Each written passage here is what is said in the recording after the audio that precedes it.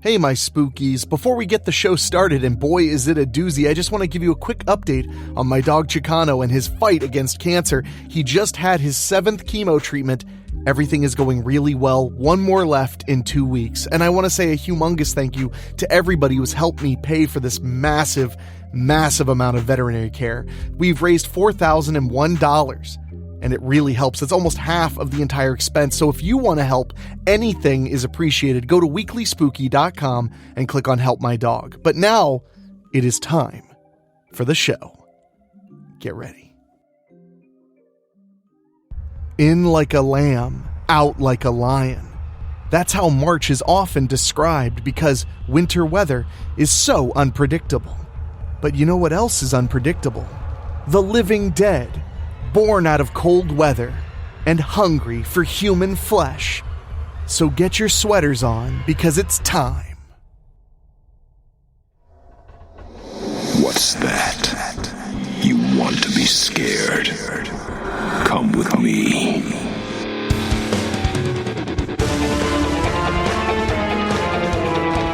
You will experience tales of horror, ghosts, and death. It is not recommended for the weak at heart. Listen in the dark. It's more fun that way. This is Weekly Spooky.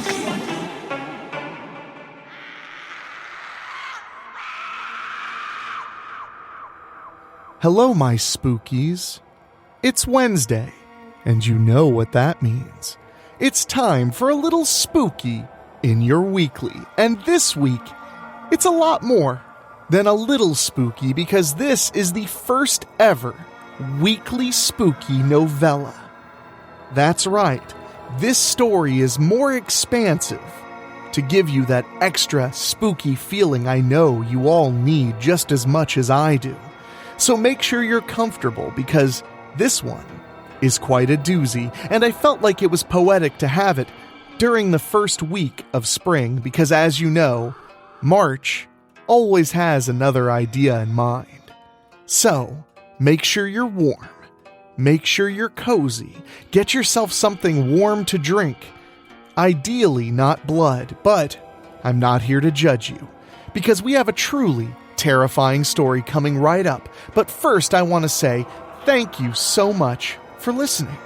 If you love what we're doing here at Weekly Spooky, make sure you're subscribed on your favorite podcasting app. And while you're at it, why not leave a 5-star rating? It's a way that you can help us get the word out about the show, and it costs you nothing at all, whether it's on Spotify, Stitcher, Apple Podcasts, or whatever app you enjoy listening to the show on. And if you want to help us in a more direct way, just go to weeklyspooky.com and click on Patreon. For as little as $1 a month, you get bonus episodes, sneak peeks behind the scenes at everything we're doing here, and so much more. But now, the chill is definitely coming in the air. It may be March, but, it's getting cold. And I think Rob Fields is going to make us feel even colder. So, kick back and enjoy this first ever weekly spooky novella after these quick words from our sponsors.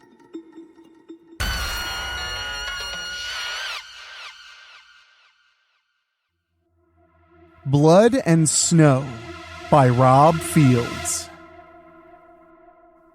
Prologue. Perspective, Veronica Grande. I managed to escape from Ridgeway Heights and was feeling relief at having escaped the killer.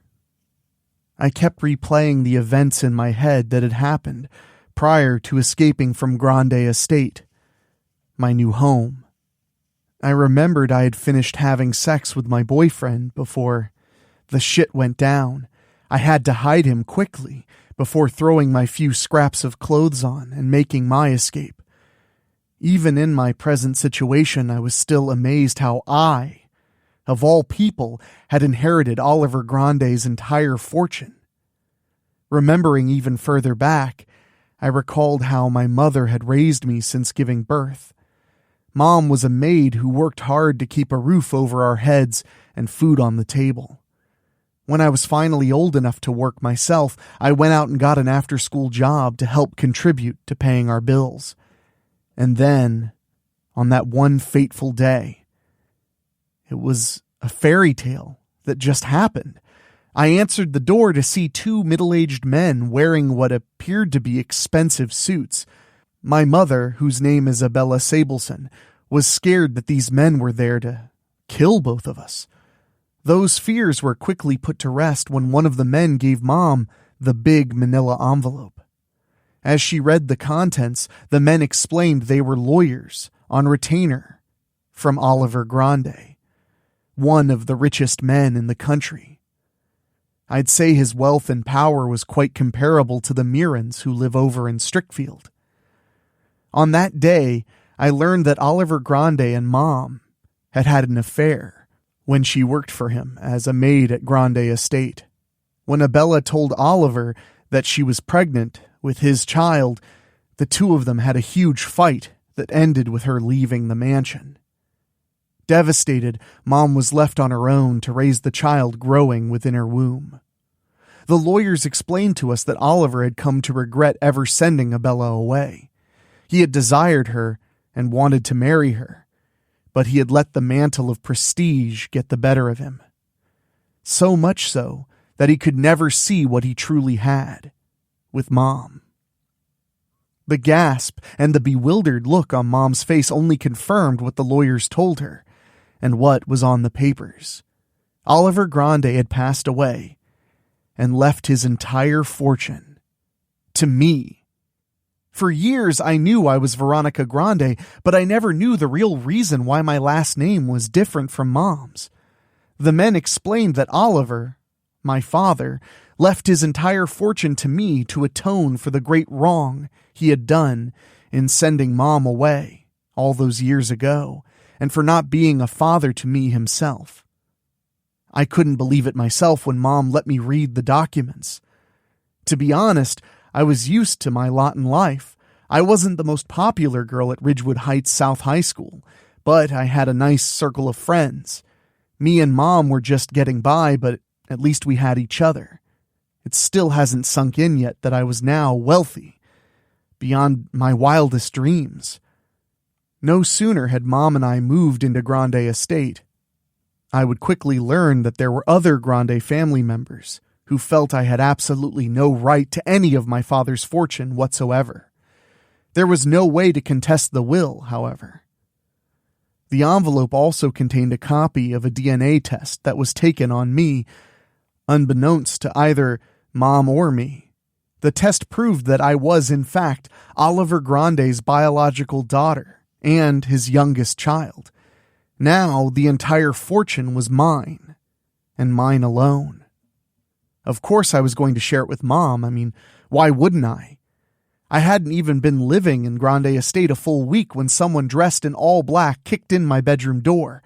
I had only managed to put on shorts and a t-shirt before the killer started shooting at me. I managed to duck. Then I shoved the killer down and fled. I screamed for Mom, but I was never able to find her.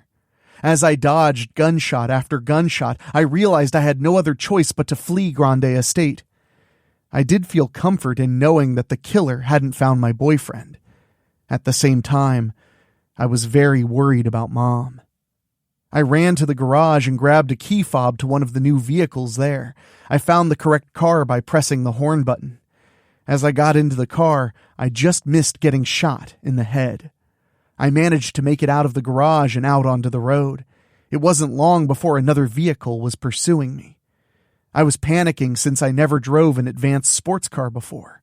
Eventually, I calmed down and told myself to drive it like a normal car. Fortunately for me, the sports car had an automatic transmission. Eventually, I lost my pursuer and continued to speed down the road. As I was trying to determine who could possibly want to kill me, I saw it was starting to snow. Nothing to worry about at the moment. As I kept driving faster and faster, the snow started to blow and come down hard. Then I remembered I was getting closer to the Strickfield area, and remembered hearing how that village almost always seemed to be the one place where winter liked to settle down. Every year they got hit with a blizzard or two, maybe more. I started to feel I was sliding a little and saw the roads had quickly become white. I couldn't believe how fast winter could truly happen around Strickfield, or in much of Feltner County. I really didn't want to have to slow down. If I did, I knew it would only be a matter of time before the killer would catch up to me again. When I started to slide again, I knew I had no choice but to slow down. I turned onto a main highway and crossed into Feltner County. I could hear the gusting winds as I continued to struggle to stay on the road. I even had the windshield wipers going fast and the defroster on full. I gasped and felt my heart sink when I saw familiar headlights behind me and knew that the killer had finally caught up with me. Even though I'd turned off, I could see the vehicle chasing me was the Hummer I passed in the garage on the way to this car. That Hummer could easily handle the snowy conditions my sports car couldn't. I shrieked when the Hummer rear-ended me. "Leave me alone!" I yelled over my shoulder. The Hummer rear-ended me again. I cried out and felt my heart pounding when the car started to slide. I fought to maintain control and straighten the car, realizing I could either let the Hummer keep striking me or take a chance with the speed of my vehicle. I slammed the accelerator down. No sooner was I leaving the Hummer behind, I started to spin fast. This time, I had no way of controlling the vehicle. I continued to spin until I finally went off the road. The car slid down a small hill until the driver's side slammed into a tree. The engine died almost immediately. "Oh, Jesus, please no," I groaned. It was then when I looked and saw the Hummer's lights out the passenger side. "No!" I quickly moved to the passenger side door and started to push it open. The winds were making it harder for me to push open enough just to get outside. When I finally did, the door slammed shut hard and fast. I shrieked when the windshield glass suddenly shattered and knew the killer had fired a gun at me. I screamed again as I ran into the woods. As fast as I was running, I could feel how freezing cold it really was. I never had the time to put on anything suitable for this raging blizzard. I managed to snag a jacket, but it was only made for autumn. I knew I had to keep going, in spite of the freezing temperatures and how damp and numb my bare feet were. I shrieked again when the bullet narrowly missed me and hit a tree as I passed. I forced myself to keep running, but knew I couldn't run for much longer. The frigid cold was really starting to get to me. I knew it would only be a matter of time before I'd likely drop over. As I came to a small creek, I groaned and knew I didn't have a choice. I cried out at the frigidness of the water on my bare feet. I managed to make it to the other side, only to feel the immediate heat of the bullet that had hit me in the back of my right shoulder. I screamed and fell onto my side. The pain hurt so much that I began to cry. I could already feel the tears freezing on my face. Just the same, I forced myself to get back on my feet and keep moving to preserve my life. I could feel my blood pouring out from my wound. I was also feeling quite soaked now. The snow and winds continued to blast me in spite of the fact that I was in a forest. I groaned at my injury and how bitterly cold my feet were. I was wondering if they were frostbitten by now. Even in the darkness, I could see they were still flesh-colored. But for how much longer? I knew I couldn't stay out here. I had to keep running and find shelter. Then I heard the gunshot and felt the searing pain in my lower left back. Again, I staggered and fell. My blood was making the gathering snow around me red. As I forced myself to get up, I took one more gunshot on my right side. I screamed my loudest when I felt the bullet had gone into my stomach. I knew now I was as good as dead. How far was I from the nearest town? How far was Strickfield for that matter? Even if I could get to a house and call for help, I knew no emergency services would reach me in time, especially with a blizzard going on. Still, I wasn't going to make things easy for the killer. I forced myself to get back to my feet and keep running. "Just die, Veronica!" the killer yelled behind me. "You have no right to any of Oliver's money! No right!" The mask the killer was wearing was muffling the voice. I called on every last ounce of strength I had left and sprinted through the woods. I dodged one more bullet as I kept running. For a brief moment, I could actually feel my body heat warming me as I kept running and running. After several minutes, fatigue and blood loss were finally catching up to me. I moved and hid behind a big tree. I could see the shape of the killer, but I couldn't tell if it was a man or a woman. I knew there would be no way to determine the killer's identity before I would finally die. And that was if the killer would catch me and actually give me the satisfaction of unmasking before shooting me for the final time. I remained where I was and continued to hope the killer wouldn't find me. It was then when I looked and saw the big river there, and it showed no signs of freezing. I wasn't sure if I was delusional now, but I could swear there was a faint reddish-green glow coming from the water itself. Funny thing, the water was actually warming me. Then I shook my head and knew this couldn't be possible. My pain now became too much for me, and I began to cry again. I was mortally wounded and probably to the point where I was about to finish bleeding out. I cried more when I knew I was being hunted like an animal. And for money. All I ever wanted was a better life for me and Mom. And then when we finally got it, I lowered myself and sat against my big tree. If I was going to die, I would die with the warmth of this water beside me. And then I felt my eyes rolling up into my skull as I finally died. Or so I thought. I wasn't sure how long I was dead, but I would later determine that a huge gust of wind had blown my body right into that warm river. I think I may have floated out into the seemingly glowing yet murky waters before I finally sank below the surface and remained motionless for several minutes. Unfortunately, neither the killer nor I had any knowledge of this part of Feltner County.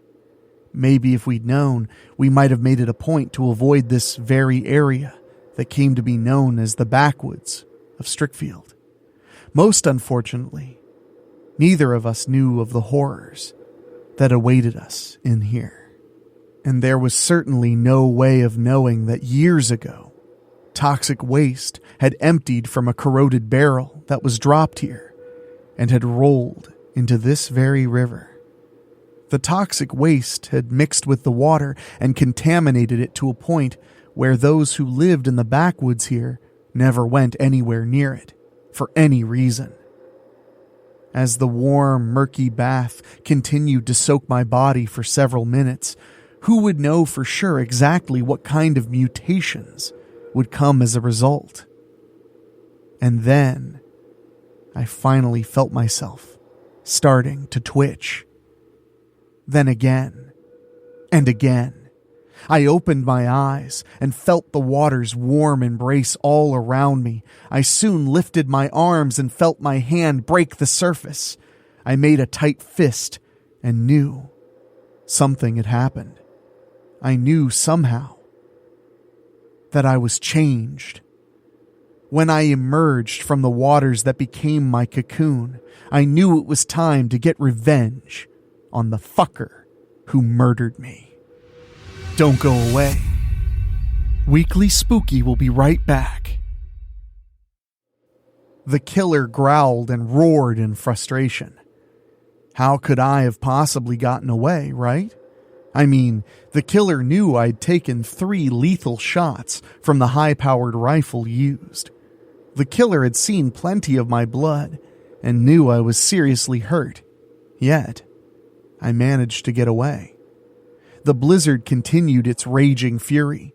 Even though the killer was warmly dressed, I could only guess there was no returning to Ridgeway Heights until there was 100% certainty that I was confirmed dead. That meant a positive ID. It was a short time later when the killer heard the sounds of my laughter. The killer stopped and raised the rifle. "Who is that?" Then my laughter was heard again. I must have sounded like an innocent girl. "Veronica!" the killer growled. "Show yourself! Let me put you out of your goddamn misery!" The killer heard my innocent laughter again and saw my dark shape in the trees. The killer took quick aim and fired. "Missed me!" I sang in a voice you'd hear in scary movies and laughed innocently again. "You think I'm playing games here, Veronica?" the killer roared. "You had no right, you goddamn bitch! No right to any of Oliver's wealth!" But the killer could only hear my innocent laughter one more time. When the killer saw my dark shape again in the trees, it only resulted in another wasted bullet. The killer heard my innocent laughter yet again and turned to run. When my innocent laughter came the loudest yet, the killer groaned upon tripping and falling forward. "God damn it!" the killer muttered and reached for the rifle. Only now the killer saw one of my bare legs and feet right next to it. The killer looked up and saw me now. I was still wearing the shorts and t-shirt I had put on after having sex with my boyfriend, and I didn't appear to be the least bit cold. Even more, my entire body, including my hair, was as white as snow. My nails, fingers, and toes were solid black. For the record, none of my nails were polished. I would later learn that my toxic eyes were a bluish gray with green irises.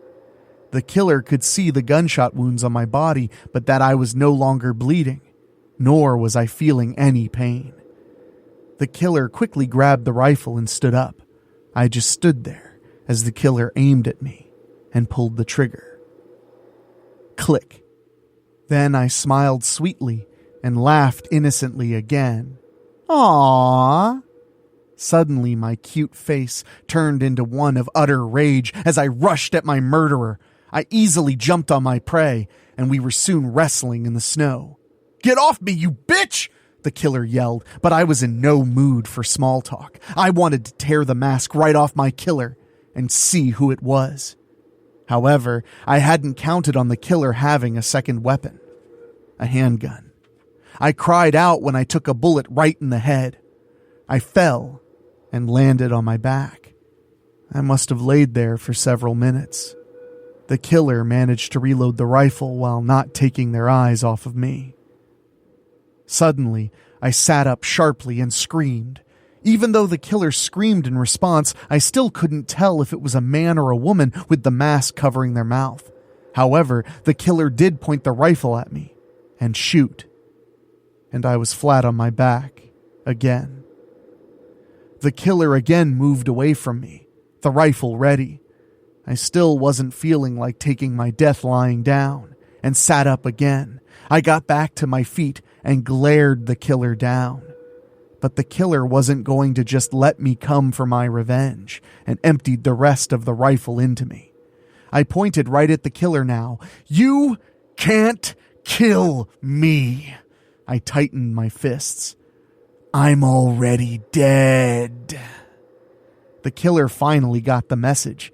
I mean, I was only shot several times and had inky blue blood all over me. When the killer turned and ran away, I howled with rage. Now my hunter had become the hunted.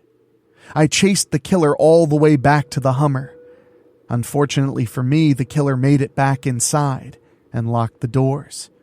All I managed to do was shatter the driver's side window out before the killer managed to get away. Feeling mad as hell, I tightened my fists and howled so loudly that I was sure anybody who was dumb enough to be out and about in these woods had to have heard me. These woods. I knew right then and there that I could never return to Ridgeway Heights again.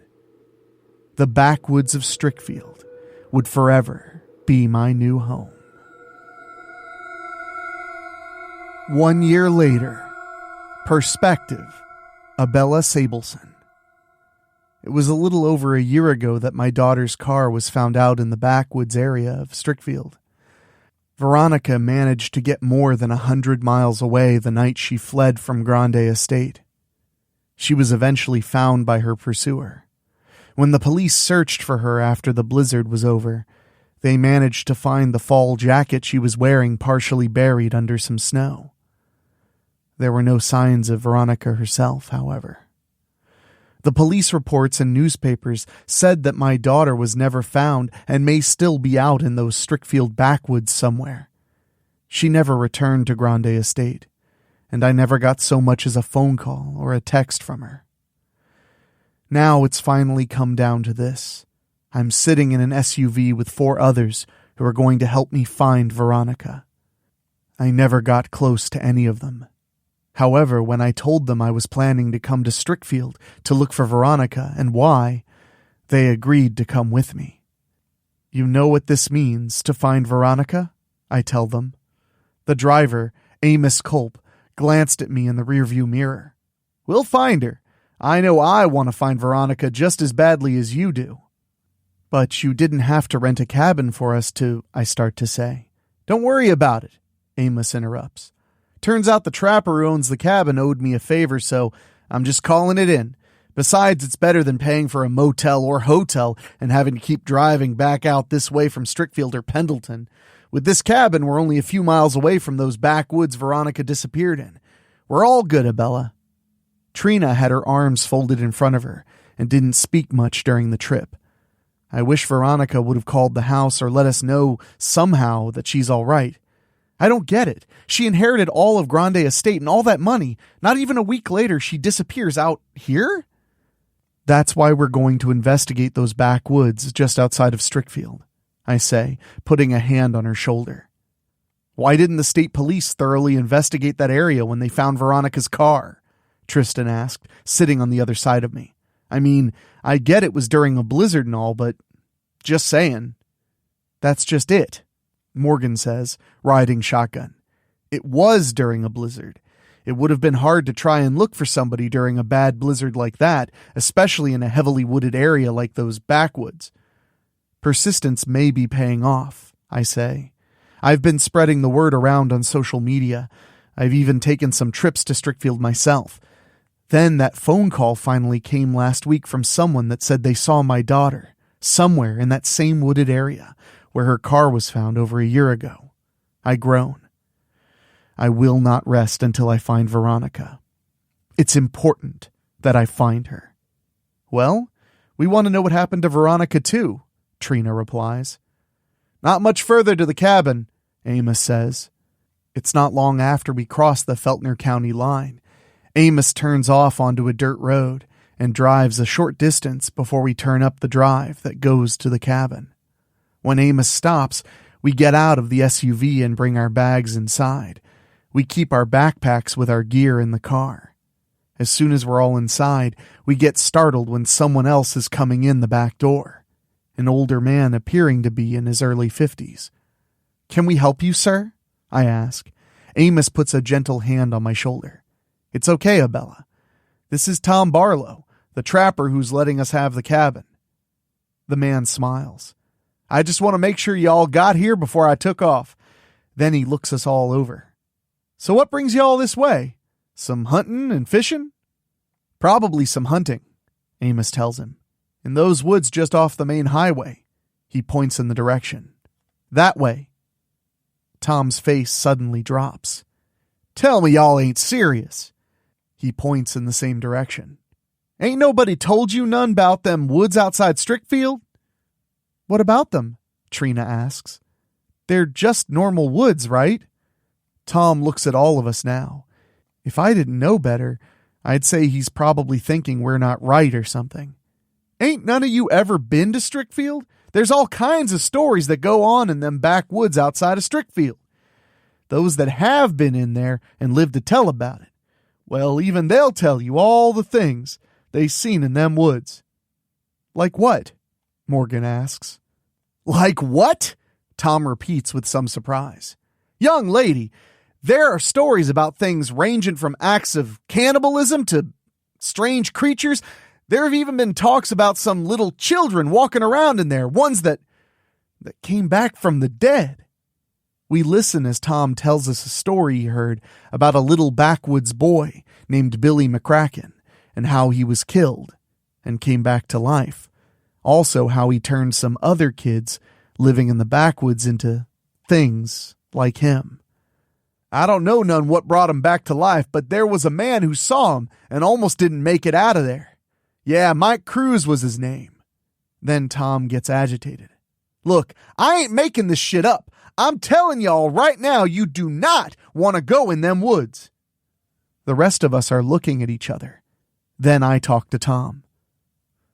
Listen, I know you mean well, but my daughter disappeared into those woods over a year ago, and I got a tip saying she was seen in those same woods just recently. We're just here to find her. Tom studies us for a second. Look, ma'am, I can understand where you're coming from. I do. I got 2 boys of my own. I suppose I'd want to look for them too, if they turned up missing. But you're talking about them backwoods over there. Now, I can't stop y'all from going into them woods, but if y'all go in there, I ain't promising you're going to come back out the same. Some people become changed, and many people, they just don't come back out again. Ever. Tom turns and opens the back door. He motions for us to come to him. We go out onto the back porch. Also, take a good look at that sky. There's a blizzard coming soon. Pretty mean one from the looks of it. Probably gonna reach here in the next hour. You go into them woods, especially in that shit. Don't plan on anybody coming for y'all. Then Morgan speaks up. Come on, it can't be all that bad. I read Strickfield's own mayor lives out in those woods. You don't hear anything about Mayor Patrick Gunter going missing. Tom just looks at us now. Like I said, I can't stop y'all, but remember, I warned you. Nobody says anything for a little bit. When Tom sees we're not moved by what he said, he groans and shakes his head a little. Then he hands Amos the keys.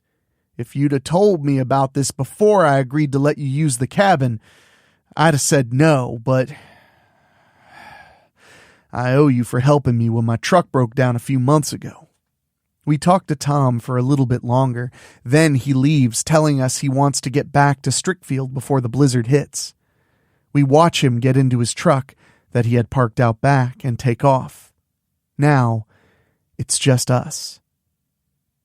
Was he really expecting us to believe all that shit about what he just told us? Tristan asked. I groan. I don't give a flying fuck if there's a maniac with a hockey mask walking around in those woods. One way or another, I'm going to find Veronica. When I finally see her, alive or dead, then and only then will I give up searching for her. If all of you are still coming with me, then we're going in. If not, we didn't come over 100 miles with you just to leave you here and head back home, Tristan tells me. Like you said, we gotta find Veronica. I look at all of them and see they have every intention of sticking with me. Okay, get everything unpacked. Then we'll leave here and head into those woods. What was this tip you got? Trina asks me. I got a phone call from a man who says he saw Veronica back in the woods, I answer. I dig into my purse and pull a few things out. This is a picture of Veronica I posted on social media and on missing posters I tacked up. Then I raise a small piece of notebook paper. The man who called me gave me this address. He lives in those backwoods there somewhere. We need to get to this place and talk to him. I groan. Why didn't I think to ask for directions? The others don't question me any further. The truth was I already knew a blizzard was coming this way, but I refused to wait one more moment after I got that phone call. As soon as everybody's ready, we leave the cabin. We get back into the SUV and head towards the backwoods of Strickfield. Weekly Spooky will be right back after these quick messages. Perspective. Trina. It sure got dark fast once Amos drove us into the woods. I can't help looking behind us and seeing those nasty-looking clouds moving really fast, almost as if they're sealing the way out of here. I can't help thinking about what Tom Barlow told us. I don't know. He didn't seem like he was fucked in the head or on something. I mean, I think I did smell a little pot on him, but a couple of us do pot. In fact, Morgan and I both shared a smoke before we left the cabin. Just the same, neither of us go on talking about things like Walking Dead kids and stuff. I look out the window and see the trees waving as the winds are picking up more and more. Yeah, it's definitely going to be a bad storm. I look up front. Anything on the GPS, Amos? I'm using the GPS that came with the car, he replies. I even tried a few GPS programs on my phone. None of them have anything on the roads back here. You'd think there'd be at least something.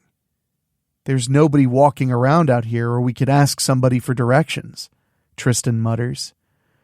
I'm even trying to use my own phone, I say. I punched in the address Abella told us, but nothing's showing up. Shit. I got no bars now. Me either, Morgan groans.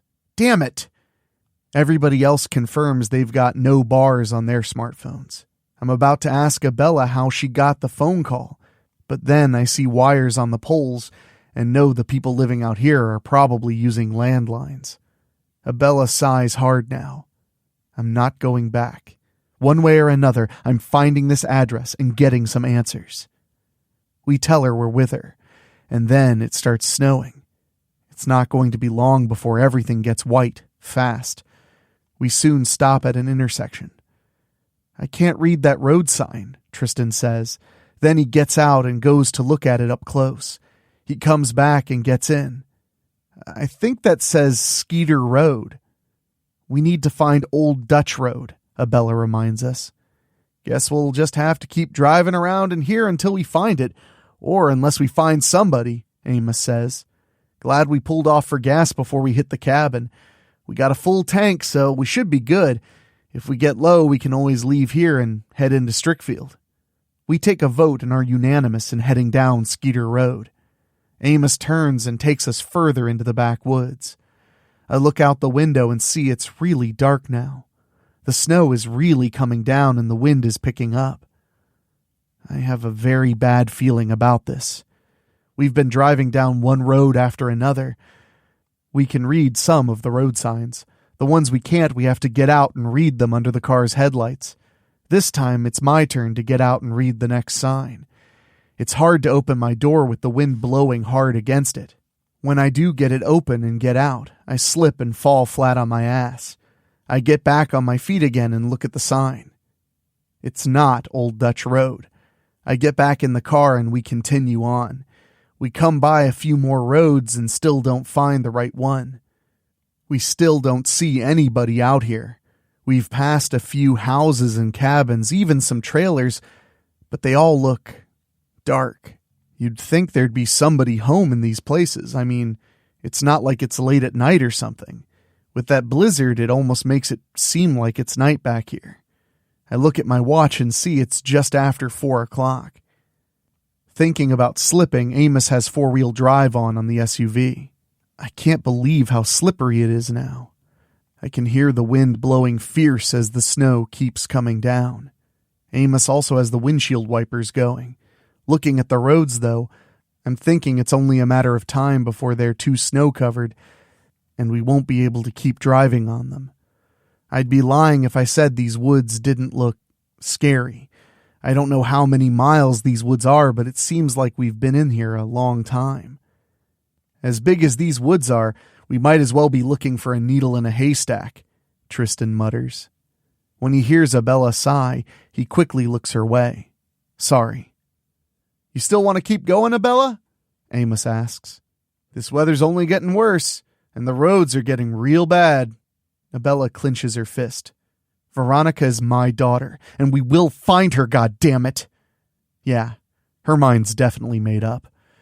Guess that would explain why she packed provisions in her backpack and had us do the same.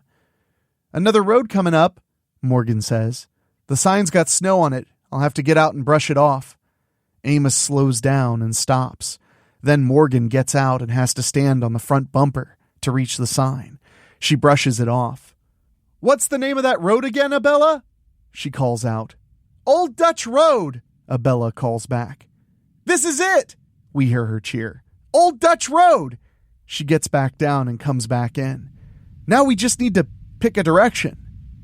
We'll go left and see what the house numbers are, Amos says. We need to look for 21 Old Dutch Road, Abella tells us. Amos turns left and starts driving again. It takes a few minutes before we finally come up to the first house. Looks more like a hut. Amos stops. Since it's on my side, I get out and try to look at the mailbox. There's no number on it. I open the box. No mail. I walk up to the house. I have to do some looking, but I eventually find the rusted out numbers next to the door. I turn and go back to the car. 15, I tell Abella when I get back in. We'll have to go to the next place to see if we're going in the right direction for sure or not. On it, Amos replies, and gets us going again. We go further down the road. That snow's just coming down so fast. Amos is even taking his time. It's then when the headlights reveal the next house, directly ahead. What the headlights couldn't have shown us was that the road ahead was curved. We would end up finding out the hard way when we'd suddenly feel the car dip fast. What the hell? Amos grumbles. He shifts into reverse, but we're quickly finding out we're stuck. Shit. Morgan, Tristan, and I get out and take a look. I quickly look back at Amos. When he rolls his window down, I tell him, Small ditch. There was so much snow we couldn't see it. We don't hear Amos groaning, but we can see the front tires spinning and the car not moving. To put it mildly, we're fucked. When Amos turns the motor off, we all get out and head to the back to get our backpacks. There's no mailbox out here at the road, but I head up to the house to check the address. When I reach the front porch, I look for any kind of a number. I even brush off the sides at the door. There's no mailbox here either. I even try knocking on the door a few times with no success. I shriek when somebody puts a hand on my shoulder. It's Abella. I can't find any house number, I tell her. I don't think anybody lives here. Abella motions for me to move aside. Then she turns the knob and opens the door. We go inside and confirm that nobody lives here. The furniture looks broken and battered. The place looks like it hasn't been cleaned in years. At least it's a good place to get in out of the snow and talk about what we're going to do next. God damn it, Amos growls. Nothing we can do about it, buddy, Tristan tells him. The best we can do is walk till we get out of here and maybe make it to Strickfield. We don't even know where Strickfield is, Amos replies. I point in the direction. I think it's that way. I saw the compass on your dashboard, Amos. Abella gets us to try looking around for anything that might have this address on it. After looking in all the rooms, there's nothing to be found. Not even a bill? Tristan mutters, assuming they even get bills out here. What are we doing now? Morgan asks. We don't have a choice, Abella says. We have to find 21. She looks at us now. You know what? You people don't have to come with me. Just stay in here and keep out of the blizzard. Amos puts his hand on Abella's shoulder. I'm going with you. Me too, I say. I guess we're heading back out, Morgan mutters. As a plan is being discussed, I can't help looking out at what was probably the kitchen window.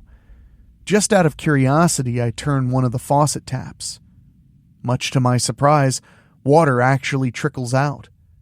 The people that live out in the country use well water, meaning they're not hooked up to the city and paying water bills. After I shut the water back off, my eyes are suddenly wide open. Something's moving behind the trees by what looks like a firewood pile. Outside! When the others turn to me, I tell them what I discovered. Yeah, there is something moving, Morgan says. Is that a person? And then the figure comes out, enough for us to see that it is a person. If we didn't know better, we'd swear it was a girl, wearing just shorts and a t-shirt. Is that Veronica? Abella stammers. We don't waste any time and have to exit through the front door since there's no back one. We trudge through the snow and head out back. The person isn't there now. When we get to where we thought we saw her, Amos quickly points to them. Footprints, he quickly says. Looks like whoever it is walking barefoot. I turn and move. Well, let's follow them. As we move and follow the footprints, Abella calls out, Veronica! Veronica, it's Mom! We came out here to find you! We continue to follow the tracks through some more of the forest. Eventually, we come to another house. This one makes me think of the story Hansel and Gretel. It's not a candy house with a witch living inside, but this place is definitely not on any path or road. The footprints lead right to the house. When we reach it, we can see the front window is broken out. There's no glass around. Looking inside, this place looks like the last house we were in. Whoever it is went in here, Morgan says. Wet footprints here. We all climb in through the front window. It's then when we hear some ruckus. I move away from the others and head to the back of the house. The others are right behind me. When we get there, we see that the back door is wide open. She's back outside, Abella yells. Go! I sprint out of the house ahead of everybody. Now I can see the person running. I got this! I yell over my shoulder. I can see the long white hair, and I know for sure it's a woman. If I didn't know better, I'd swear she's got white skin. I don't mean what society calls white skin. I mean, she's just as white as the snow. Stop! Veronica, is that you? Stop! I yell. Whoever this is can really run, even in bare feet and in the snow. I'm a track star at my high school, but she's making me look bad. I'm still ahead of the others, though. I follow the girl through some thicker woods now. And then I hear some laughing. Sounds like a young girl who's happy as can be. I see the footprints again and pick up the trail. I'm surprised this girl can walk out here barefoot, let alone in the clothes she's wearing. Wait a minute. Abella said that was what she was wearing when she fled from Grande Estate that night and ended up getting lost in here. Veronica, please! I call out. If it's you, just stop. Your mom's been really worried about you all this time. She hasn't given up on you. Please! I hear the happy laughter again as I keep following the footprints. It's getting frustrating since it's really dark. It's gotta be sunset by now. Shit! I quickly take off my backpack and go for the flashlight inside. I turn it on and see the footprints again. I hear the happy laughter one more time. When I turn around, I finally see her and gasp. Her skin and hair are snowy white. Her eyes look so evil. Where her eyes should have been white, they were like a grayish color. Her eyes themselves were a sickening green. Her nails are completely black, fingers and toes. It's definitely Veronica, though. Oh my God, what happened to you? Veronica just looks at me now. Trina, she whispers eerily. Before I can call out to the others, Veronica leaps at me and takes me down, making me drop the flashlight. I groan and struggle to get her off of me, but Veronica quickly overpowers me and pins my wrists down. Oh fuck! My wrists suddenly burn with the cold from her hands. I continue to struggle against her, but I can't believe how incredibly strong she is. Get off of me! I shriek. Help! Help me! Veronica looks at me softly. Trina, she whispers again. We look at each other for several seconds. Then she looks sad. Hungry. Her hands are so cold, they really burn my wrists to where they feel like they're frostbitten. And then I'm feeling even more pain when Veronica lowers her head and bites right into my throat. I can't even scream to try and call for help again. As soon as I feel the flesh on my throat torn away, I stop struggling against whatever this thing that once was Veronica is and feel my life slipping away. I lose more and more control over my body. And then everything gets dark.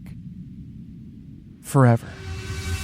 More scares are coming right back when Weekly Spooky returns. Perspective. Amos Culp.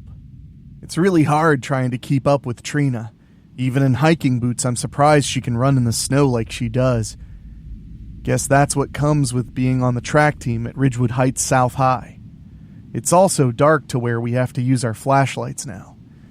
We keep calling out for Trina. Abella keeps calling out for Veronica. Now I'm confused. If that girl we saw was Veronica, then why the hell didn't she ever try to get in touch with anyone? Instead, Veronica's really been living here in these woods for a whole year? If that is her, then how's she surviving? I know Veronica's never been much of a hunter. She didn't even like when I talked about hunting. We keep following the tracks made by both Trina and the barefoot girl. We finally reach a point where there's blood in the snow. There's also a broken flashlight. We don't see anyone here. Not a soul. But then I notice something out of the ordinary. You guys see how Trina's tracks end here? I point out. But look, the ones of the bare feet, they're the only ones that keep going from here. Tristan gets a little scared now. You don't suppose whatever that girl was got Trina, do you? I really don't know for sure, I tell him. Trina! Tristan calls out. Morgan and Abella also call out for Trina. Abella continues to call out for Veronica, but nobody answers back. Trina's gotta be able to hear us. I mean, she couldn't have gone that far away. Still, seeing the blood and broken flashlight here makes me wonder.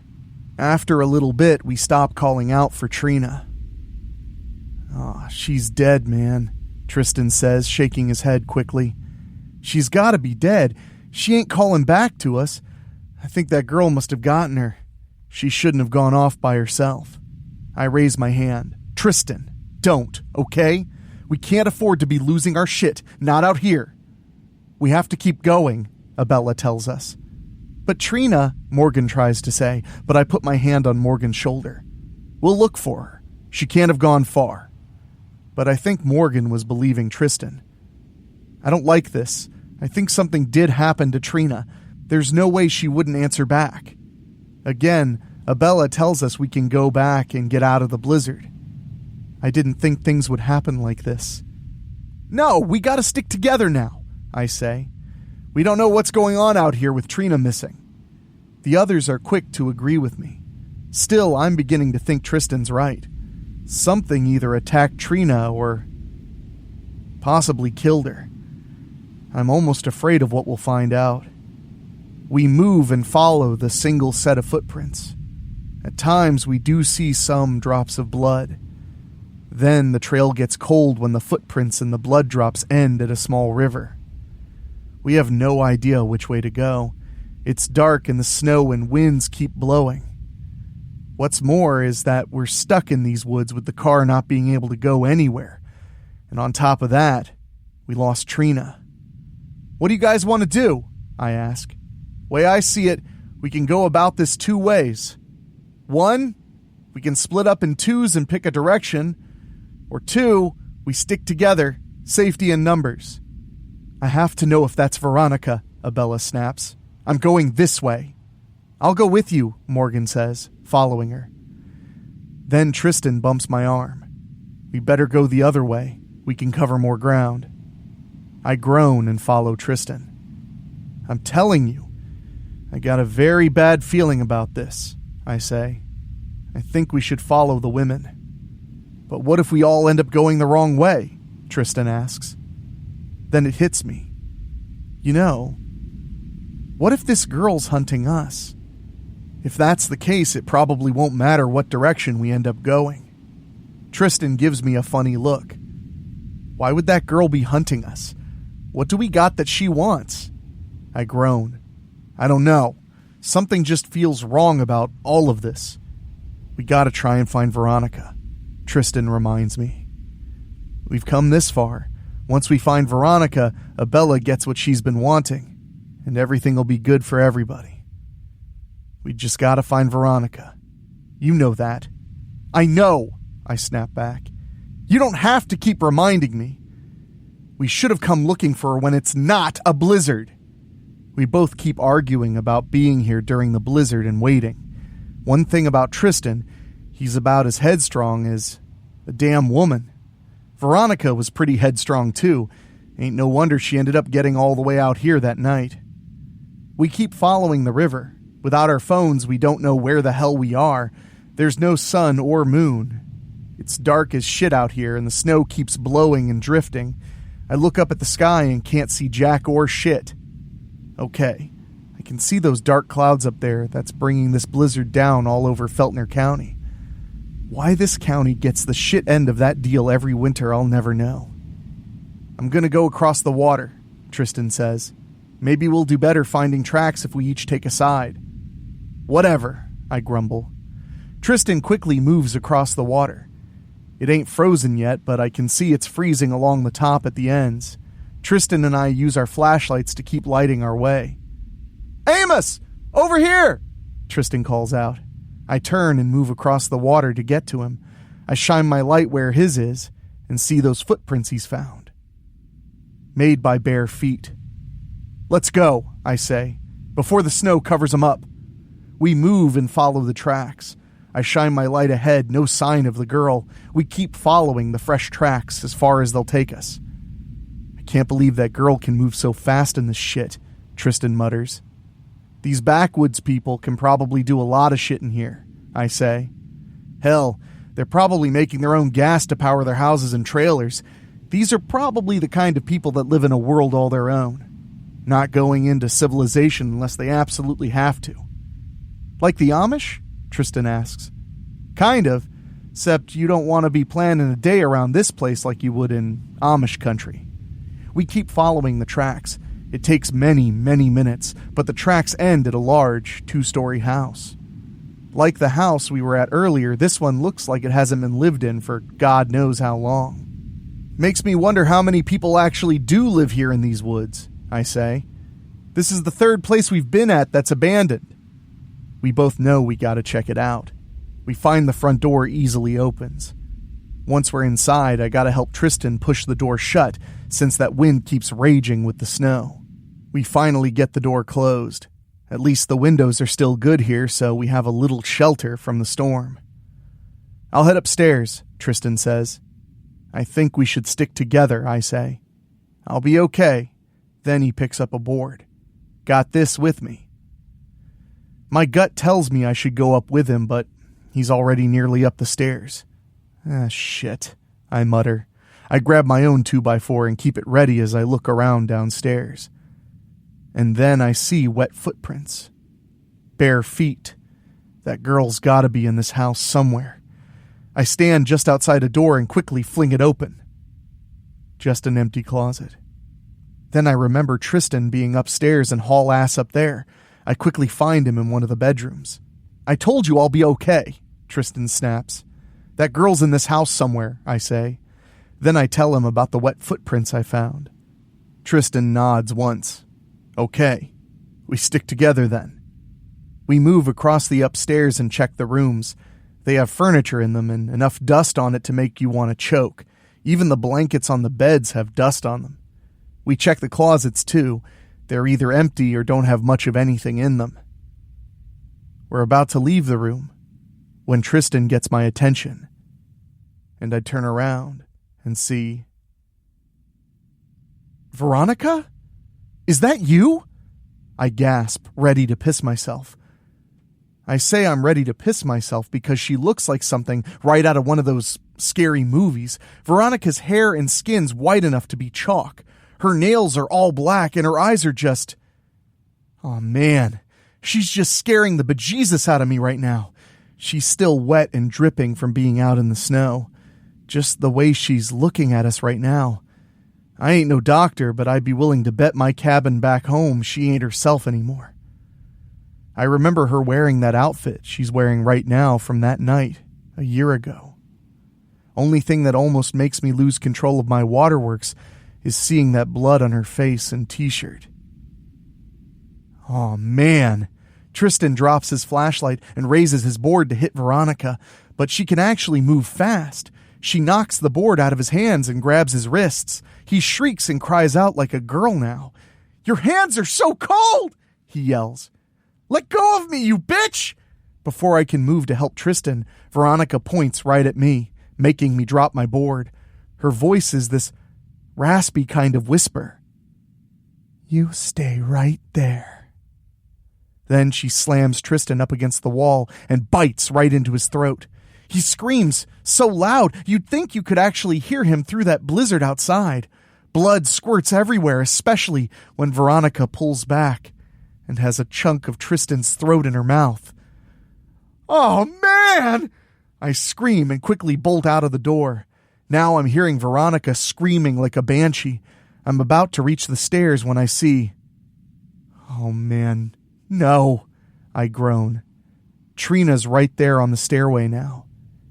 And she looks just like Veronica, with that white skin, white hair, black nails, and those strange eyes. And her throat's been ripped out. Veronica got her too. "Hungry," Trina utters in that same choked whisper Veronica has. "Miss?" I hear Veronica groan as she's almost to us. I quickly shake my head and put my hands up in front of me. "Veronica, I don't know what happened to you, but I tried to save you that night. I really tried. You gotta believe that." Veronica howls at me. Then Trina grabs my arm, making me drop my flashlight. I scream and shove Trina down the stairs, my backpack falling off. Then I follow behind her and eventually step over her as I get to the bottom and get the hell out of that house. "Come back here, Amos!" I hear Veronica shrieking behind me, right through the winds. I look and see she's really running after me. Even through the blowing snow, I can hear her howling at me. Oh, Jesus God. I knew it would only be a matter of time before Veronica would finally catch up to me. I ain't never been a fast runner. I mean, I can run, but I just ain't fast. I know I'm definitely slower with these boots on, but I wasn't expecting to be out here in these woods running for my life like this. "You will stop, Amos!" Veronica's voice sounds like a real high-pitched shriek now. "You will not escape me!" And then, okay, you can call me crazy. You can even call me a sissy. I quickly pick up some snow in my hands. I make a snowball and I heave it right at Veronica. The snowball crashes right into her chest and makes her stagger. I make another snowball and heave it to hit her smack in the face and knock her on her ass. I turn and start running again. I manage to lose her and hide behind a big tree. "Amos!" Oh, man. I've heard Veronica howl with rage before when she was really pissed off, but now that she's dead and walking, hearing her talk like that just... Oh, man, I mutter when I feel I'm a little warmer in my jeans. Veronica really did make me lose control of my waterworks. Can't worry about that now. I gotta get the fuck away from here and go find Morgan and Abella. Assuming Veronica didn't already find them first, before finding Tristan and me.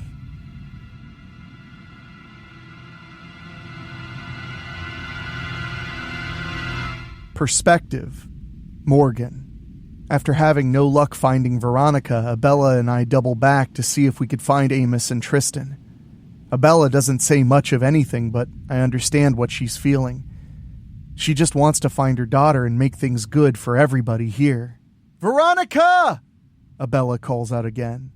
Where are you? Veronica! I call out, louder than Abella. Amos! Tristan! Trina! When we don't hear anything, Abella reaches over and takes my wrist. Are you sure it was a good idea to bring Amos along? Amos is a good hunter and tracker, I remind her. Abella just looks at me with doubt. I'm telling you, Abella, he should be able to find her, I say, and pull my wrist away. Eventually we come up to some tracks that are almost covered by the blowing snow. If we follow these, we should catch up with Tristan and Amos. The two of us use our flashlights to follow the tracks. When they split up, Abella goes across the small river to follow that set. I stick with my set until I see it also eventually crosses the water. I meet back up with Abella for us to follow their tracks. After some minutes, we come up to another house. I don't know about Abella, but something about that place sure scares me just looking at it. Don't go away. Weekly Spooky will be right back. Suddenly, a huge gust of wind blows and knocks me on my ass. Abella comes to me and helps me up. You okay? She asks. Yeah, I reply. I just wasn't expecting that. This blizzard's getting worse and worse. We might have to take shelter. I am not stopping until I find Veronica, Abella yells. She's my daughter. I'm not stopping until I know for a fact that she's dead. You really don't understand how important this is, do you? I've been looking far too long for her to just give up. You know damn well I can't afford to give this up now. You know that. Abella and I just look at each other for a long moment. Then I nod. Believe me, I do know. We should at least check the house, though. And we're going to, she assures me. The two of us walk to the house and can easily go inside. In fact, the front door is wide open. I point down to the porch boards. Abella, it looks like people were here already. Then we're going the same way, she replies. Now I see this weird look on her face before she quickly grabs my arm and pulls me to her. She turns me around so I can... Trina? I choke out. Yeah, this thing that's standing in front of the doorway looks like Trina and is wearing her clothes, but it's got these weird colored eyes and its skin and hair are chalk white, and it has black fingernails. I'm ready to throw up when I see the bone that's sticking out of its neck. It has blood all over the front of its jacket. I'm so hungry, Trina says in this choked whisper. Suddenly, Trina reaches out and grabs my hand. I cry out as she pulls me right to her with a strength I never even knew she had, making me drop my flashlight. I knew Trina was a top athlete at our high school. She goes out running most every day. She applies herself in the weight room. She even watches her diet, but there's no way in hell that she can be this goddamn strong. Then I really start screaming when I feel how incredibly cold her hand is on mine. It burns. Abella's trying to help pull me away from Trina, but this fucking thing is just so incredibly strong and incredibly cold. Abella finally manages to get me free. I cry out when I see my hand looks black and feels numb. It's completely frostbitten. Come on, Morgan, Abella yells. Run! I turn and start running with her. We don't get far before I'm tackled from behind. Now Trina's right on top of me. I'm so hungry, Morgan, Trina utters. Abella tries reaching out to push Trina off me. When she sees Trina's bare hands, she quickly remembers how my hand got frostbitten just by her touching bare skin to mine. Trina hisses at Abella and makes her back off. You damned all of us, you bitch! Trina returns her attention to me and gives me that demented look of hunger that only a thing like her can show. Hungry, Trina rasps again. I try fighting her off, but now I'm the one who forgot about Trina's exposed skin. She takes hold of my wrists and makes me close my eyes and scream at the top of my lungs. Trina's cold skin is so painful. God, it burns. When I open my eyes, I can see Abella left me here to die. I am so totally fucked. Trina easily slams my arm to the snowy ground. Then I manage out one loud, long, last scream when Trina lowers her face and sinks her teeth right into my neck. My scream is louder when I feel the skin at my neck being torn away from the rest of my body. I can see my blood squirting upward. I can also see my torn flesh in Trina's mouth. When I can't scream anymore, I'm actually a bit surprised that I'm not dead yet. I can feel the life leaving my body as Trina munches on the flesh she's taken from me. As my eyes start shaking closed, I have this feeling. I just know. Just know. Know that.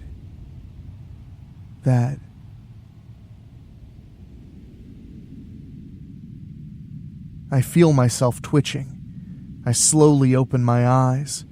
It's still snowing hard. I twitch some more and feel really wet on my upper body. I sit up slowly and see my jacket is gone. My shirt and bra were torn open. My chest is fully exposed. And I mean it's fully exposed as in I have no skin whatsoever. Trina is right there looking at me and eating more flesh she took off of my body. By all rights, I should be royally pissed off at her doing this horrible thing to me. I know I'm exactly like her now.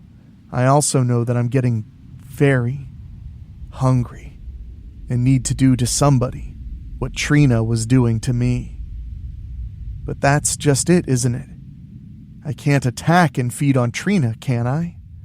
Somehow I know deep down that it just doesn't work like that. We can't and don't eat each other. I slowly move and stand on my own feet. I can see my hands are white with black nails. I feel so comfortably cold deep inside, and the frigid winds aren't bothering me at all. Also, I feel so incredibly strong. Trina finishes eating and points in the direction we need to go. We get Abella now. I nod once. Abella. The voice comes out in the same cold, dead tone as Trina's, almost like a choked whisper. Trina and I only have to follow the footprints that Abella's left. We can see in the dark clearly now and don't need flashlights. What's bad for Abella is that we can still walk and run as normal, living people can. Trina and I only want Abella now. One way or another, we're going to kill her ass.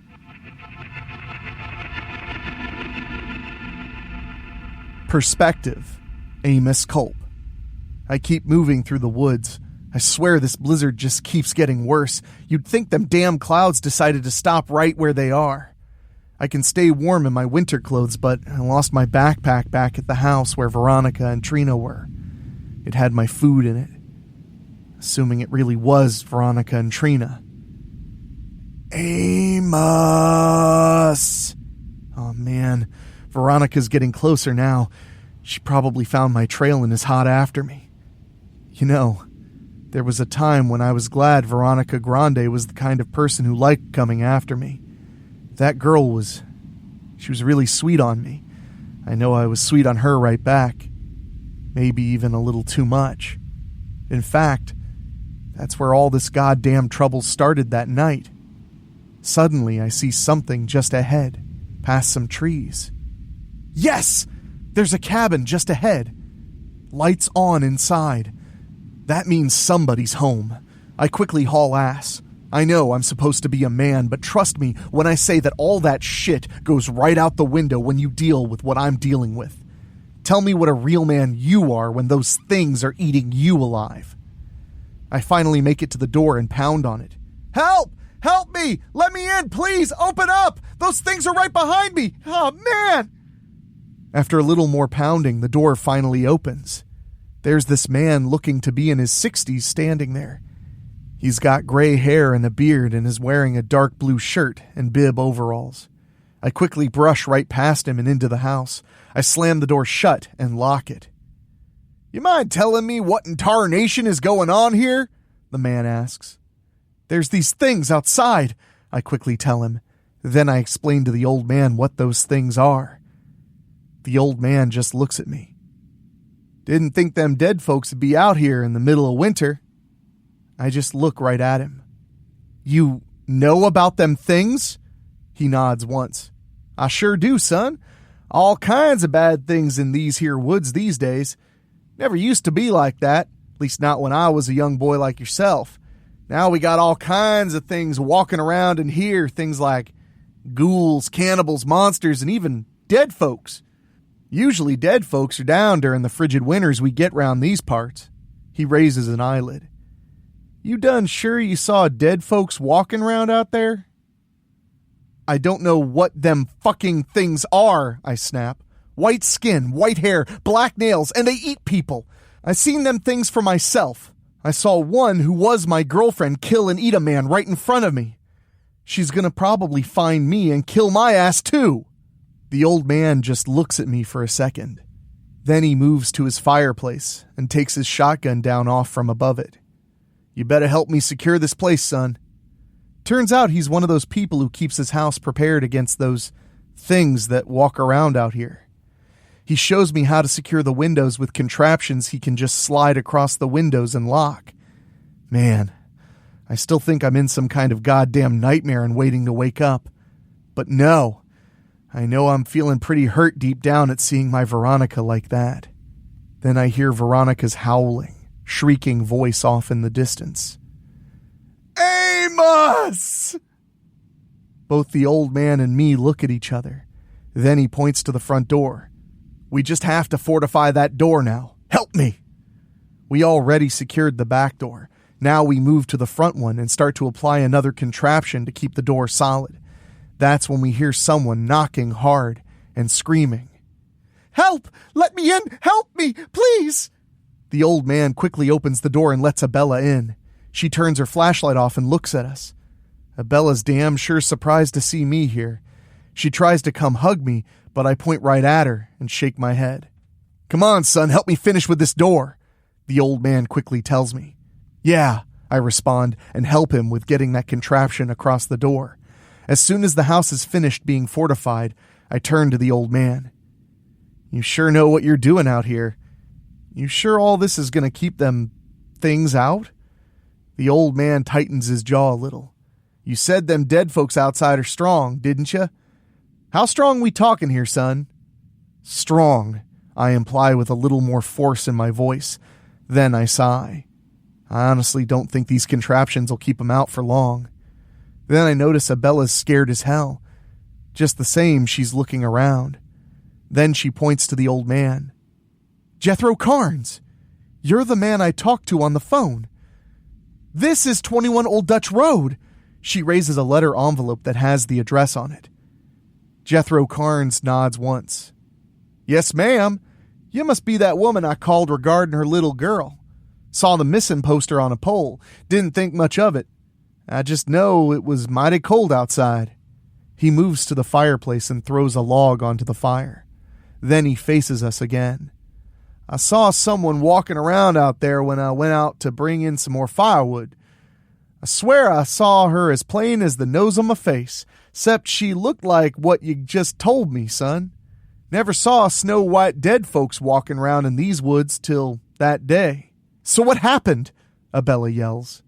"I grabbed my firewood and got back in here," Jethro tells her.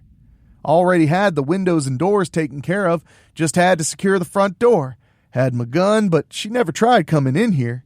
He points in a direction. "I remembered that missing poster and gave you a call. Figured it was the right thing to do." He looks sad now. "Had 2 kids myself. Now they're gone. One's a ghoul and the other one's one of them dead folks that walk around during the warmer weather." He sighs. "Now we gotta deal with dead folks walking in the winter too. Like I said, things didn't used to be this way out here when I was a boy. Now, Jethro points in another direction. I think it's all 'cause of that river just a few miles from here. Used to make for damn good fishing, then some foul stuff got in that river and changed it. Killed all the fish in the water. Hell, wasn't too long ago I saw that loony Silas Blankenship went back in there and dropped some dead kid in that river. Saw it was little Billy McCracken. Had to come back here and try and get some stuff to get him out. Problem there was, he was gone when I got back. I knew right then and there that that kid got out of the river himself, came back from the dead and was a-walking around. I should know, 'cause I was a part of the posse that done killed all them dead kids little Billy McCracken made. Never found little McCracken himself, though. Jethro looked sad again. Ma'am, I'm thinking your baby girl ended up in that foul river somehow. Changed her into a different kind of dead folk. One that walks around in the middle of winter. It was quiet again for a little bit. You could hear the snow hitting the cabin and the windows howling. And then... Amos! Oh man, I groan. Veronica's almost here. What the hell happened to Veronica? Abella shrieks. Slam, bang, thud, crash, boom. Oh man, I groan. Veronica's here for sure. She's right at the front door. More scares are coming right back when Weekly Spooky returns.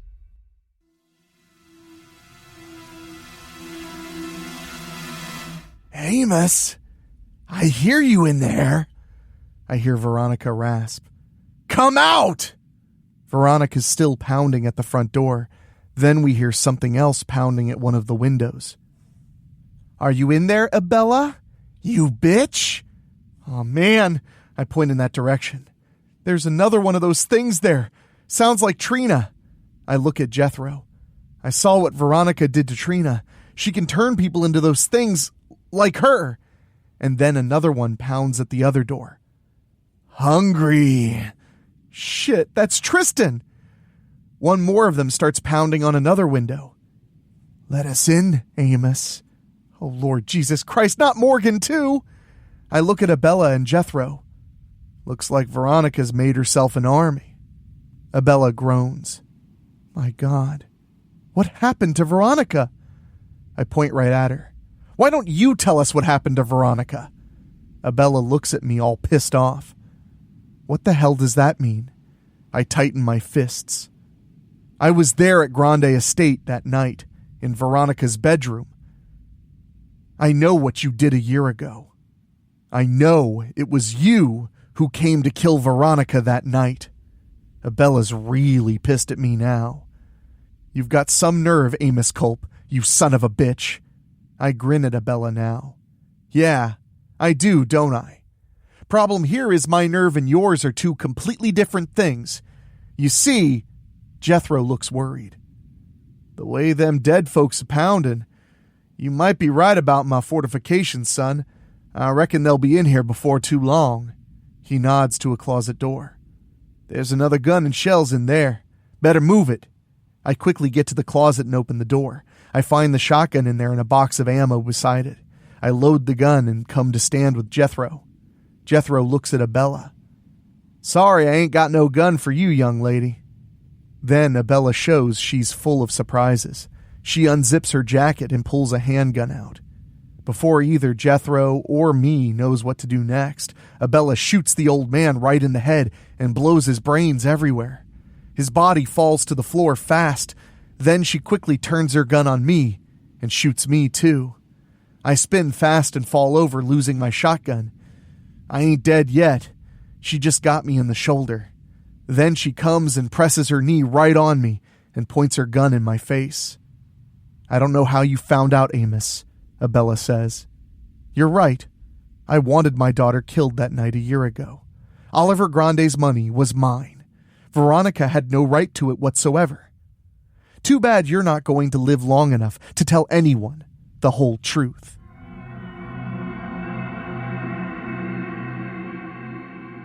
Perspective, Abella Sableson. I put my handgun in Amos's face. You say you know I killed Veronica? I know it was you, you fucking bitch, Amos shouts. I was under her bed that night. You didn't know it, but Veronica and I were in love. We'd just finished being real sweet on each other when Veronica saw some people out in the yard, all wearing black. She knew those people were coming to kill her and told me to get under the bed. Wasn't long before you showed up. Maybe Veronica didn't catch it, but I knew it was you since I could smell that same cheap perfume you're wearing now. He shakes his head slowly. I can't believe what a cold, heartless bitch you really are, Abella. Surprise! What? Did you really think I came all the way out here in this shit storm to find Veronica, to bring her back home safely? Veronica had no right to Oliver's fortune. That fortune was mine and mine alone. Oliver promised me that. Yes, you know that Oliver had an affair with me. You know I was just a maid that Oliver really took a liking to.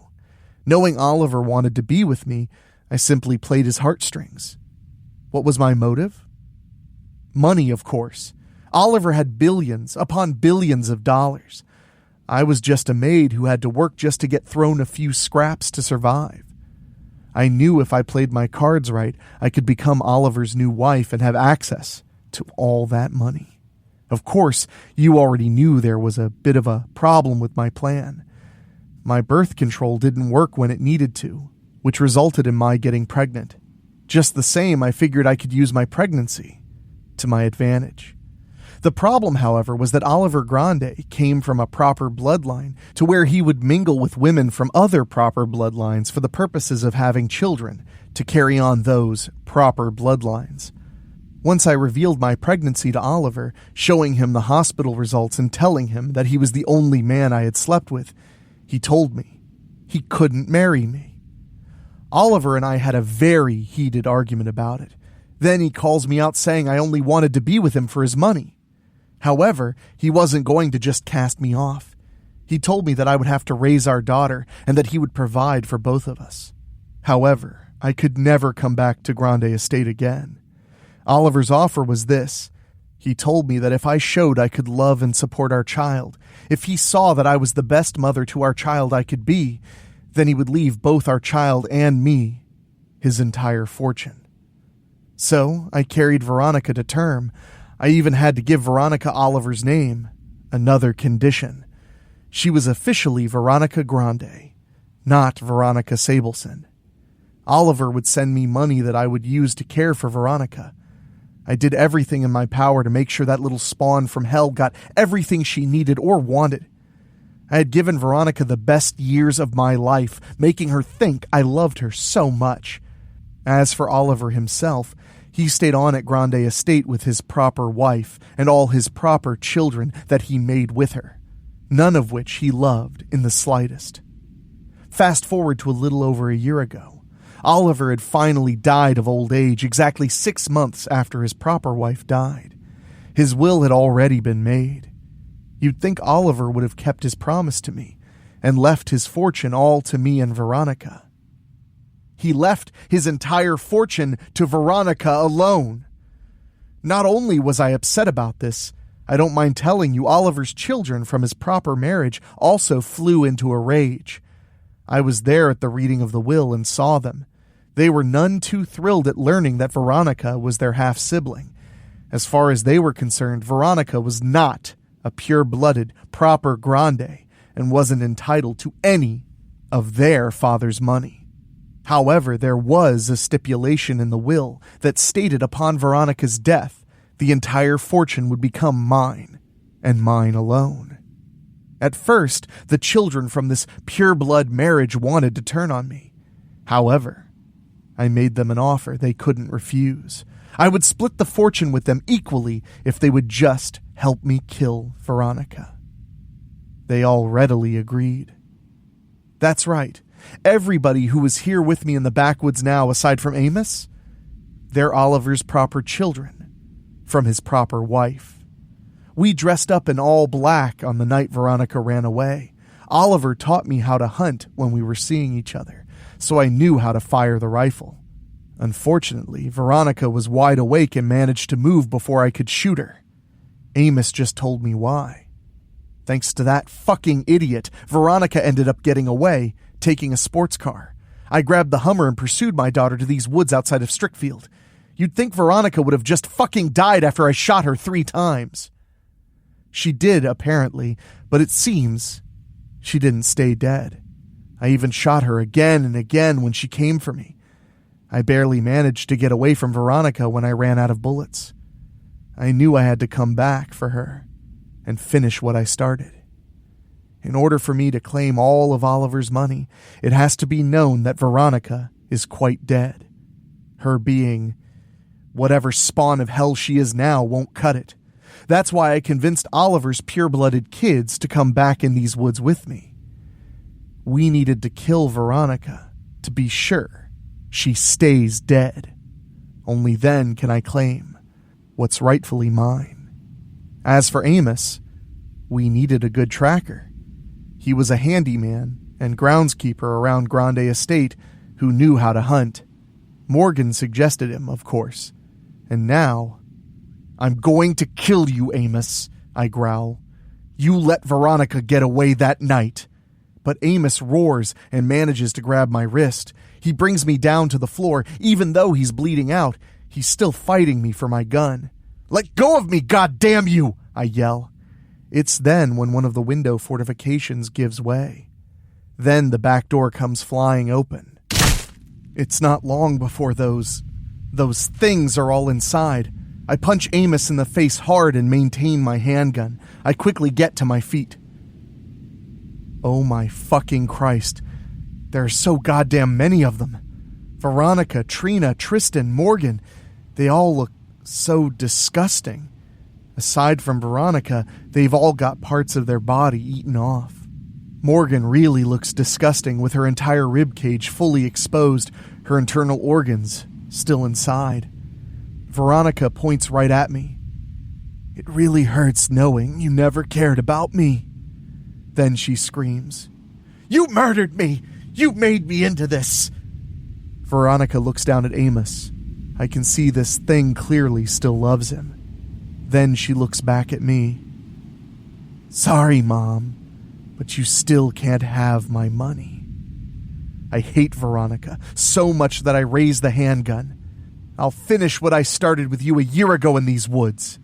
Then I scream and shoot Veronica right between the eyes as those other things come right at me. Epilogue.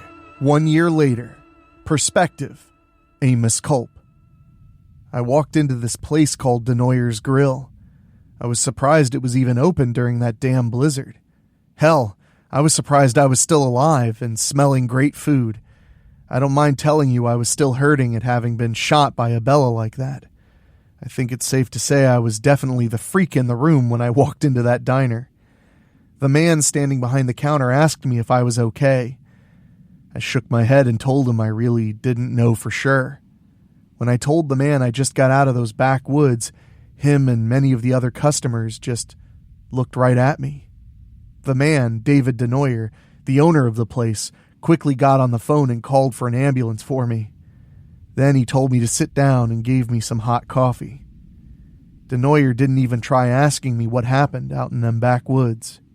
"If you were out in those backwoods, sir, then all I gotta say is you're damn lucky to be sitting here and alive," Denoyer tells me.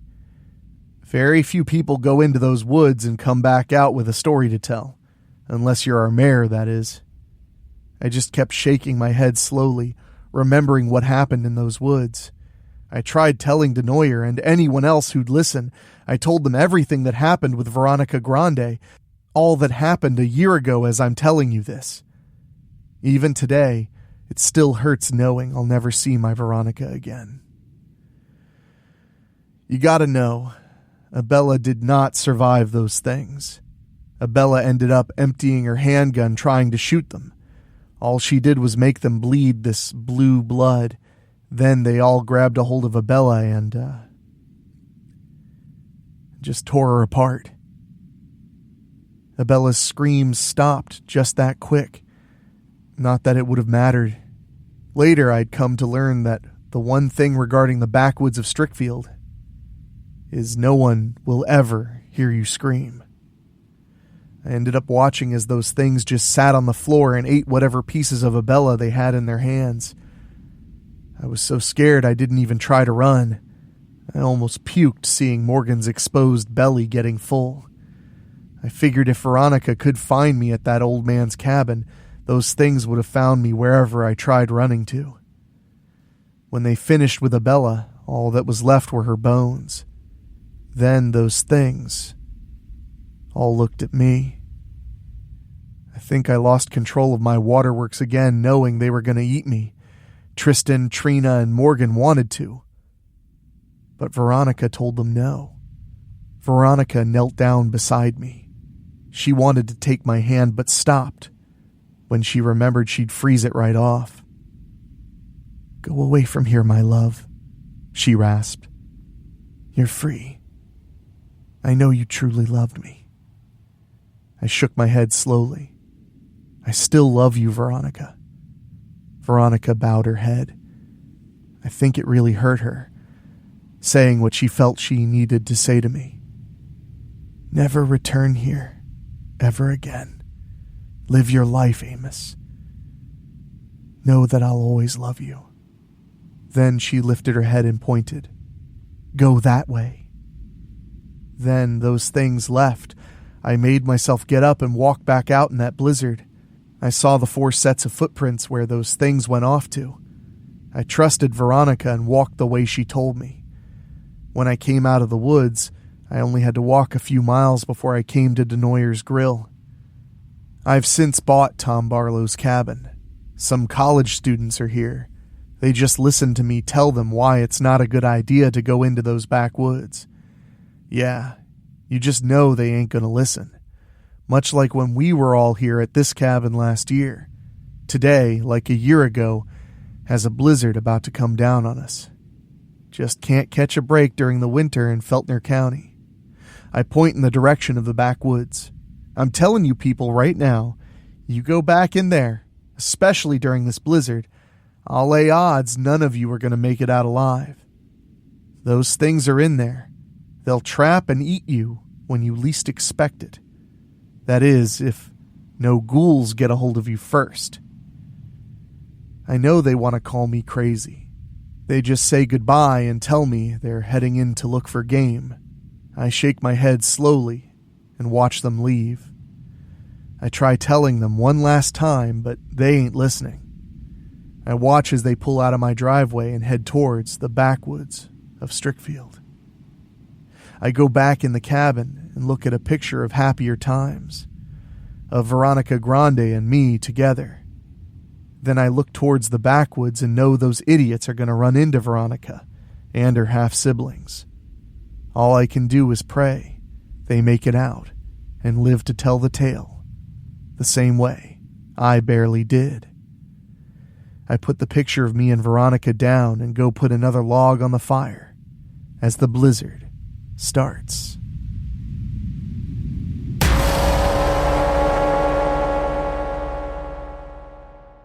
I hope you enjoyed that one as much as I did. What a perfectly chilling tale to end winter with. And thank you to Rob Fields for writing it. We'd also love to hear from you. If you enjoy the weekly spooky novellas, let us know and we'll keep making them.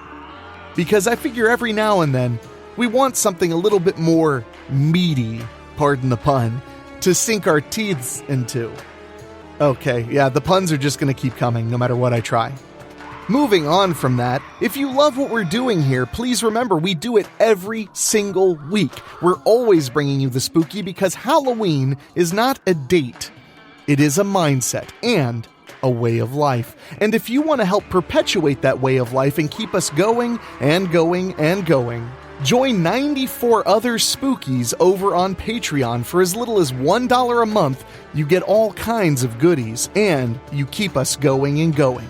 And speaking of which, I want to say an extra special thank you to our Patreon podcast boosters, folks who pay just a little bit more to get their names on the program. And they are Bobbletopia.com, where you can use the code WeeklySpooky to get 10% off your bobblehead order. Megan Hua, Julia Kirsch, Christopher Sullivan, Brent McCullough, Gino Lyons, Steve King, Karen Weemet, Jack Kerr, and Craig Cohen. Thank you all so much. And if you want to get involved with the Spooky, just go to weeklyspooky.com, click on Patreon, and to hear your name at the end of the show, just choose Patreon Podcast Booster. That's $15 a month or higher. We really do appreciate it. It keeps everything moving along. I can't tell you how much I love doing the show, honestly. But now, my spookies, it's time for me to get out of here. So for myself, for our executive producer Rob Fields, our producer Dan Wilder, and our composer Ray Mattis, I will talk at you next week. And until then, stay warm and keep your throat in one piece. Later. Thank you for listening. Make sure to find your way back next week. But for now, you are safe. Trust me.